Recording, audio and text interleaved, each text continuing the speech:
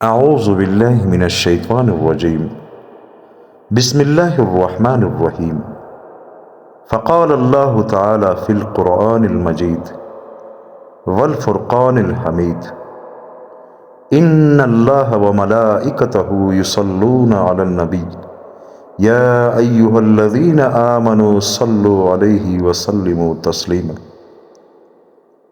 اللہم صل علی محمد وعلی آل محمد کما صلیت علی ابراہیم وعلی آل ابراہیم انک حمید مجید اللہم بارک علی محمد وعلی آل محمد کما بارکت علی ابراہیم وعلی آل ابراہیم انک حمید مجید۔ دوستو، نبی کریم صلی اللہ علیہ وآلہ وسلم کی پوری زندگی ضابطۂ حیات دوستو مکمل دین ہے۔ نبی کریم صلی اللہ علیہ وآلہ وسلم کا اٹھنا بیٹھنا، مجلس، فیصلے، یعنی جو بھی زندگی تھی وہ مکمل دین ہے۔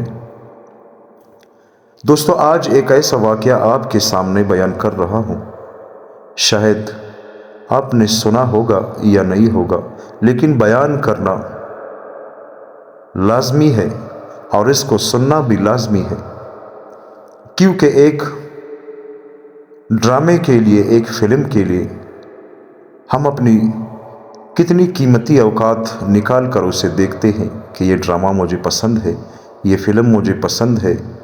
تو میرے نبی کریم صلی اللہ علیہ وآلہ وسلم کی جو زندگی ہے، کیا وہ ہم مسلمانوں کو پسند نہیں؟ کیا ہم یہ سننا نہیں چاہتے کہ ہمارے نبی کریم صلی اللہ علیہ وآلہ وسلم کی جو زندگی تھی وہ کیسی زندگی ہے؟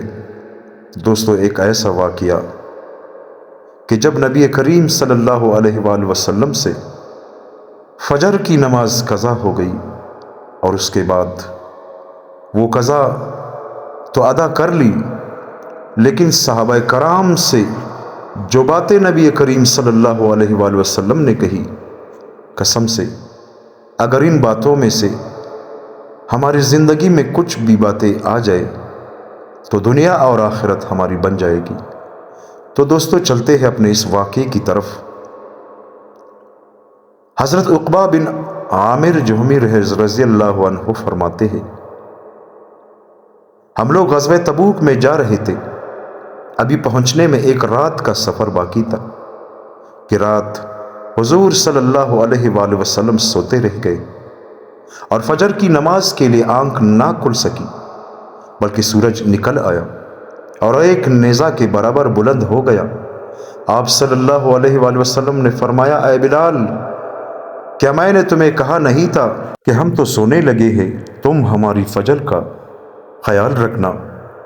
حضرت بلال رضی اللہ عنہ نے عرض کیا، یا رسول اللہ، آپ نے تو فرمایا تھا، لیکن مجھے بھی اسی ذات نے سلا دیا جس نے آپ کو سلائے رکھا۔ اس کے بعد حضور صلی اللہ علیہ وآلہ وسلم وہاں سے تھوڑا سا آگے گئے، پھر فجر کی نماز قضا پڑی۔ اس کے بعد اللہ کی حمد و ثنا بیان کی، پھر آپ صلی اللہ علیہ وآلہ وسلم نے ارشاد فرمایا، اما بعد، سب سے سچی بات اللہ کی کتاب ہے اور سب سے مضبوط کڑا تقویٰ کا کلمہ یعنی کلمہ شہادت ہے، اور سب سے بہترین ملت حضرت ابراہیم علیہ السلام کی ملت ہے، اور سب سے بہترین طریقہ حضرت محمد صلی اللہ علیہ وآلہ وسلم کا طریقہ ہے، اور سب سے اعلیٰ بات اللہ کا ذکر ہے، اور سب سے اچھا بیان یہ قرآن ہے۔ سب سے بہترین کام وہ ہے جو عظمت اور پختگی والے ہو، جن کا کرنا اللہ نے ضرور یعنی ضروری قرار دیا ہے، اور سب سے برے کام وہ ہے جو نئے ایجاد کیے گئے ہو، اور سب سے اچھی سیرت انبیاء علیہم السلام کی سیرت ہے، اور سب سے زیادہ عزت والی موت شہید کی ہے، اور سب سے زیادہ اندھا پن ہدایت کے بعد گمراہ ہونا ہے، اور بہترین علم وہ ہے جو نفع دے، اور بہترین سیرت وہ ہے جس پر چلا جائے، اور سب سے برا اندھا پن دل کا اندھا پن ہے، اوپر والا ہاتھ نیچے والے ہاتھ سے بہتر ہے، یعنی دینے والا لینے والے سے بہتر ہے، اور جو مال کم ہو اور انسان کی ضروریات کے لیے کافی ہو وہ اس مال سے بہتر ہے جو زیادہ ہو اور انسان کو اللہ سے غافل کر دے۔ اور اللہ سے معذرت چاہنے کا سب سے برا وقت موت کے آنے کا وقت ہے، اور سب سے بری ندامت وہ ہے جو قیامت کے دن ہوگی۔ اور کچھ لوگ ہر نماز قضا کر کے پڑھتے ہیں اور کچھ لوگ صرف زبان سے ذکر کرتے ہیں، دل سے نہیں کرتے، اور سب سے بڑا گناہ زبان کا جھوٹ بولنا ہے، اور سب سے بہترین مالداری دل کا غنا ہے، اور بہترین توشہ تقوی ہے۔ حکمت کی جڑ اللہ کا خوف ہے۔ جو باتیں دل میں جمتی ہے ان میں سب سے بہترین یقین اسلام میں شک کرنا کفر ہے۔ مردے پر واویلا کرنا جاہلیت کے کاموں میں سے ہے، اور مال غنیمت میں خیانت کرنا جہنم کے ڈیر میں سے ہے۔ اور جس خزانے کی زکوٰۃ نہ دی جائے اس کی سزا یہ ہے کہ جہنم کی آگ سے داغ لگائے جائیں گے۔ شعر و شاعری ابلیس کی بانسری ہے۔ اکثر اشعار شیطانی کاموں کے لیے استعمال ہوتے ہیں۔ شراب تمام گناہوں کا مجموعہ ہے۔ عورتیں شیطان کا جال ہے۔ عورتوں کو ذریعہ بنا کر شیطان بہت سے برے کام کرا لیتا ہے۔ جوانی دیوانگی کا ایک حصہ ہے، اور سب سے بری کمائی سود کی ہے، اور سب سے بری کھانے کی چیز یتیم کا مال ہے، اور خوش قسمت وہ ہے جو دوسروں سے نصیحت حاصل کرے، اور بدبخت وہ ہے جو اپنی ماں کے پیٹ میں بدبخت ہوا ہو۔ آخرکار تم میں سے ہر آدمی 4 ہاتھ جگہ یعنی قبر میں جائے گا، اور اعمال کا دار و مدار آخری وقت کے عمل پر ہے۔ سب سے بری روایتیں وہ ہے جو جھوٹی ہو، اور ہر آنے والی چیز قریب ہے۔ مومن کو برا بلا کہنے سے آدمی فاسق ہو جاتا ہے، اور مومن کو قتل کرنا کفر جیسا گناہ ہے، اور مومن کی غیبت کرنا خدا کی نافرمانی ہے۔ اس کے مال کا احترام ایسے ہی ضروری ہے جیسے اس کے خون کا احترام ضروری ہے۔ جو اللہ پر قسم کھاتا ہے، مثلا کہتا ہے اللہ کی قسم فلاں جہنم میں ضرور داخل ہوگا، اللہ تعالیٰ اس کا جھوٹا ہونا ضرور ثابت کر دیں گے۔ اور جس غلط بات کے ہونے کی قسم کھائی تھی اللہ تعالیٰ اس کے خلاف کریں گے۔ جو دوسروں سے درگزر کرے گا اللہ تعالیٰ اس سے درگزر فرمائیں گے۔ جو اوروں کو معاف کرے گا اللہ تعالیٰ اسے معاف فرمائیں گے۔ جو اپنا غصہ دبائے گا اللہ اسے اجر دیں گے۔ جو مصیبت پر صبر کرے گا اللہ اسے بدلہ دیں گے۔ جو اپنے نیک اعمال سے دنیا میں شہرت چاہے گا اللہ تعالیٰ قیامت کے دن تمام انسانوں کو سنائیں گے کہ عمل اخلاص سے نہیں کرتا تھا بلکہ شہرت کے لیے کرتا تھا۔ جو صبر کرے گا اللہ تعالیٰ اس کا اجر بڑھائیں گے۔ جو اللہ کی نافرمانی کرے گا اللہ اسے عذاب دیں گے۔ اے اللہ میری اور میری امت کی مغفرت فرما۔ اے اللہ میری اور میری امت کی مغفرت فرما۔ اے اللہ میری اور میری امت کی مغفرت فرما۔ میں اپنے لیے اور تمہارے لیے اللہ سے مغفرت کا طلبگار ہوں۔ نبی کریم صلی اللہ علیہ وآلہ وسلم نے دوستو اپنی امت کے لیے اللہ تعالیٰ سے دعا مانگی اور مغفرت مانگی۔ حضرت ایاز بن حمار مجاشعی رضی اللہ عنہ فرماتے ہیں ایک دن حضور صلی اللہ علیہ وآلہ وسلم نے بیان فرمایا اور بیان میں ارشاد فرمایا، مجھے میرے رب نے اس بات کا حکم دیا ہے کہ آج میرے رب نے مجھے جو کچھ سکھایا ہے اور آپ لوگ اسے نہیں جانتے ہو اس میں سے میں آپ لوگوں کو بھی سکھاؤں۔ اللہ تعالیٰ نے فرمایا ہے میں نے جو مال اپنے بندوں کو دیا ہے وہ سارا ان کے لیے حلال ہے، لہٰذا کفار عرب نے صاحبہ، وسیلہ، بحریہ وغیرہ نام رکھ کر جو کچھ اپنے اوپر حرام کر لیا ہے وہ حرام نہیں ہوا بلکہ حلال ہے۔ میں نے اپنے تمام بندوں کو کفر، شرک اور گناہوں سے پاک صاف دین اسلام پر پیدا کیا ہے۔ پھر شیطانوں نے آ کر انہیں دین اسلام سے گمراہ کر دیا، اور میں نے ان کے لیے حلال کیا تھا وہ ان پر حرام کر دیا، اور انہیں اس بات کا حکم دیا کہ وہ میرے ساتھ ایسے چیزوں کو شریک کرے جن کی میں نے کوئی دلیل نہیں اتاری۔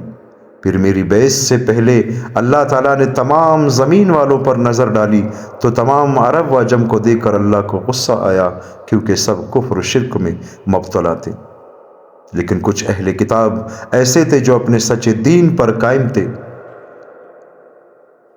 اور اس میں انہوں نے کوئی تبدیلی نہیں کی تھی۔ پھر اللہ تعالیٰ نے فرمایا، اے ہمارے نبی، میں نے آپ کو اس لیے بھیجا ہے تاکہ میں آپ کا امتحان لوں کہ آپ میری منشا پر چلتے ہیں یا نہیں، اور آپ کے ذریعے سے دوسروں کا امتحان لوں کہ وہ آپ کی دعوت کو مانتے ہیں یا نہیں۔ اور میں نے آپ پر ایسی کتاب نازل کی ہے جسے پانی نہیں دھو سکتا، اس کی لکھائی مٹنے والی نہیں، یعنی آپ کے سینے میں محفوظ رہے گی، آپ کو بھولے گی نہیں، اور آپ اسے سوتے اور جاگتے میں پڑھا کریں گے، یعنی دونوں حالتوں میں آپ کو پکا یاد رہے گا۔ پھر اللہ تعالیٰ نے مجھے اس بات کا حکم دیا کہ میں قریش کو جلا دوں، یعنی انہیں اللہ کی دعوت دوں۔ جو مانے گا وہ کامیاب ہوگا، جو نہیں مانے گا وہ برباد ہوگا، دوزخ کی آگ میں جلے گا۔ میں نے عرض کیا، اے میرے رب، پھر تو وہ میرا سر کچل دیں گے اور روٹی کی طرح چپٹا کر کے چھوڑیں گے۔ اللہ تعالیٰ نے فرمایا، آپ انہیں مکہ سے ایسے نکالے جیسے انہوں نے آپ کو نکالا ہے، آپ ان سے جنگ کریں، ہم آپ کی مدد کریں گے، آپ ان پر خرچ کریں، ہم آپ پر خرچ کریں گے، آپ ان کی طرف ایک لشکر بھیجیں، ہم اس جیسے فرشتوں کے 5 لشکر بھیجیں گے، اور آپ اپنے فرما برداروں کو لے کر نافرمانوں سے جنگ کریں۔ اور جنتی لوگ 3 قسم کے ہوتے ہیں، ایک عادل بادشاہ جسے اللہ کی طرف سے نیک اعمال کی خوبی توفیق ملی ہو اور وہ خوب صدقہ کرنے والا ہو، دوسرا وہ آدمی جو رحم کرنے والا اور ہر رشتہ دار بلکہ ہر مسلمان کے بارے میں نرم دل ہو، تیسرے وہ آدمی جو پاک دامن، فقیر عیالدار اور فقیری کے باوجود دوسروں پر صدقہ کرنے والا ہو۔ دوزخی لوگ 5 قسم کے ہوتے ہیں، ایک وہ کمزور آدمی جس میں عقل بالکل نہ ہو، ہر ایک کے پیچھے لگ جاتا ہو، دوسرے وہ لوگ جو تم لوگوں میں دوسروں کے پیچھے چلنے والے اور ہاں میں ہاں ملانے والے ہیں، اور بدکاری میں مبتلا رہنے کی وجہ سے ان میں نہ اہل عیال کی طلب ہے اور نہ مال کی، تیسرے وہ خیانت کرنے والا جس میں لالچ اتنی زیادہ ہو کہ وہ چھپ نہ سکے اور چھوٹی چھوٹی چیزوں میں بھی خیانت کرتے، چوتھے وہ آدمی جس کا صبح شام ہر وقت یہی کام ہے کہ وہ تمہیں تمہارے اہل و عیال اور مال و دولت کے بارے میں دھوکہ دیتا رہے، اور پانچویں آدمی کی خرابیوں میں آپ صلی اللہ علیہ وآلہ وسلم نے کنجوسی، جھوٹ، بد اخلاقی اور بدخوئی کا ذکر کیا۔ حضرت ابو سعید خدری رضی اللہ عنہ فرماتے ہیں، ایک دن حضور صلی اللہ علیہ وآلہ وسلم نے عصر کی نماز پڑھائی اور قیامت قائم ہونے تک پیش آنے والی ہر اہم دینی چیز کو ہمارے سامنے ذکر کر دیا۔ جس نے ان تمام چیزوں کو یاد رکھنے کی کوشش کی اسے تو یاد رہے، اور جس نے انہیں بلا دیا اسے بھول گئی۔ اس بیان میں آپ صلی اللہ علیہ وآلہ وسلم نے یہ بھی ارشاد فرمایا، اما بعد، دنیا سرسبز اور میٹھی ہے، بڑی مزیدار اور اچھی لگتی ہے، بہت خوشنما نظر آتی ہے، اللہ تعالیٰ تمہیں اپنا خلیفہ بنا کر اور دنیا دے کر دیکھنا چاہتے ہیں کہ تم کیسے عمل کرتے ہو، اچھے یا برے، یعنی دنیا کے اصل مالک تو اللہ تعالیٰ ہے اور تم لوگوں کو اپنا نمائندہ بنایا ہے، اس لیے دنیا کے فتنے سے بچو، بقدر ضرورت حاصل کرو، اور ضرورت سے زیادہ آ جائے تو اسے دوسروں پر خرچ کر دو، اور عورتوں کے فتنے سے بچو، ان کی باتوں میں آ کر یا ان کی محبت سے مغلوب ہو کر اللہ کے کسی حکم کی خلاف ورزی نہ کرو۔ بنی اسرائیل میں سب سے پہلے فتنہ عورتوں کے ذریعے پیش آیا تھا۔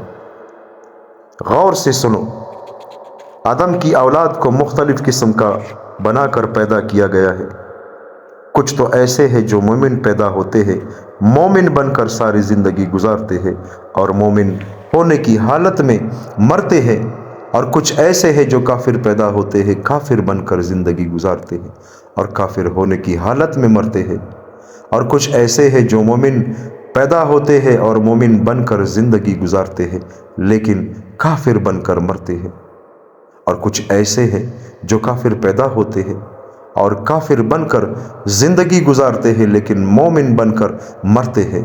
توجہ سے سنو، غصہ ایک انگارہ ہے جو ابن آدم کے پیٹ میں دہکتا رہتا ہے۔ کیا تم دیکھتے نہیں کہ غصے میں انسان کی آنکھیں سرخ ہو جاتی ہے اور اس کے گلے کی رگیں پھول جاتی ہے؟ لہٰذا جب تم میں سے کسی کو غصہ آئے تو اسے زمین سے چمٹ جانا چاہیے، کھڑا ہو تو بیٹھ جائے، بیٹھا ہو تو لیٹ جائے، زمین کی طرح عاجز اور مسکین بن جائے۔ غور سے سنو، بہترین مرد وہ ہے جسے غصہ دیر سے آئے اور جلدی چلا جائے، اور سب سے برا مرد وہ ہے جسے غصہ جلدی آئے اور دیر سے جائے، اور جسے غصہ دیر سے آئے اور دیر سے جائے، اور جسے غصہ جلدی آئے اور جلدی جائے تو اس کا معاملہ برابر سرابر ہو گیا۔ اس میں ایک اچھی صفت ہے اور ایک بری۔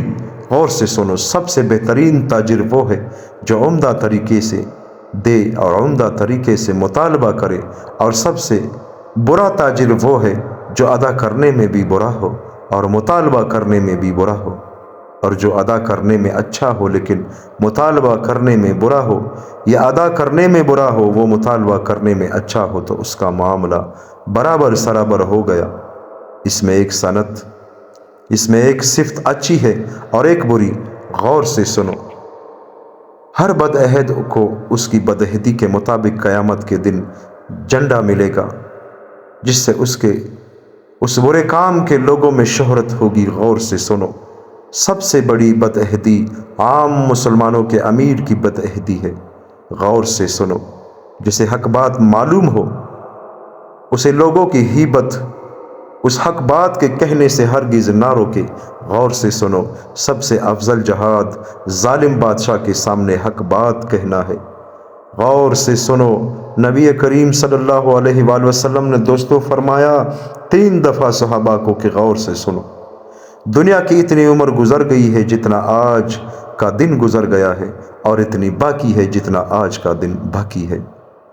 حضرت صاحب بن مہجان رحمۃ اللہ علیہ اہل شام میں سے ہے اور انہوں نے صحابہ کرام کا زمانہ بھی پایا ہے۔ وہ کہتے ہیں جب حضرت عمر رضی اللہ عنہ ملک شام تشریف لائے تو انہوں نے کھڑے ہو کر بیان فرمایا اور پہلے اللہ کی حمد و ثنا بیان کی اور خوب وعظ و نصیحت فرمائی اور امر بالمعروف نہی عن المنکر فرمایا۔ پھر فرمایا حضور صلی اللہ علیہ وآلہ وسلم نے ہم لوگوں میں کھڑے ہو کر بیان فرمایا جیسے میں آپ لوگوں کے سامنے کھڑا ہوں۔